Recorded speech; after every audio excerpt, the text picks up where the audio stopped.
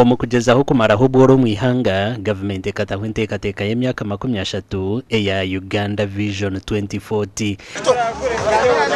Enteekateeka egi obwahateri omu plan ya kana kandi abakuteekateekera plan egi bashikireho muri ibanda okutunga ebiteekateeko.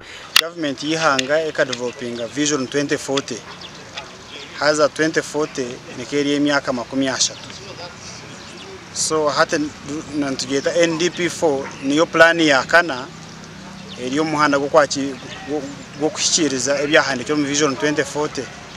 Buri plan ni myaka 5 hata hinguye plan zishatu z'imyaka 5 ni myaka 15. Hata NDP4 ne ya kana y'imyaka 5 zo kwa myaka 20 ntaba ntabare plan zibiri NDP5 na NDP6 realizing Vision 2040. Would also bring in aspects of on farm now, what is done on farm operations, basically to increase the productivity per unit area. Vision 2040 ntwikiriza ngwe myaka 2080 buri munya Uganda at least naija kubana aninga miliyoni 3 buri kwezi.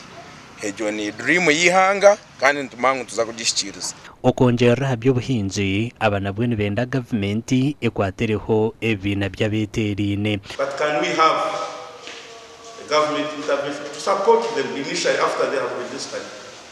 Some of their certificates expire. They have a probationary period of 2 years.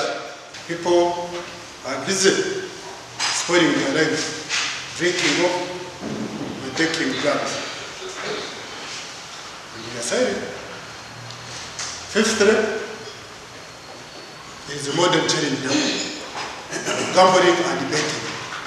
Okushikiriza Vision 2040 bimwe abiteekateekirweho harimo okutungura eby'obuhingi, ICT, okutandikaho endembe ziri aha rurengo rwa city na n'ebindi. Omugandi abatuura muri district ya Bushenyi barabwirwe okurekeraho kujuma government na n'abebembezi ngo baremerwe kubakorera barikwenda obwe bagumize ngo government ekozere ogwayo. Ebi byona bagambirwa ha Kyoto ninga campfire erikutebeekanisibwa ekitongole kitari kya government echa Western Civil Society Forum bakwatanise na iraka ryitu ekirukuba hari Peak Hotel Bushenyi kirukwetabwa mu buri muntu. Tubasa kwekwata tutakayombire government w'ekitekikozire kubasa kwerondamu strategies zo kutwabasa kuronda local revenue nanga esente ezikubasa contributing aha district yitu ekatwerezo hereza bulungi.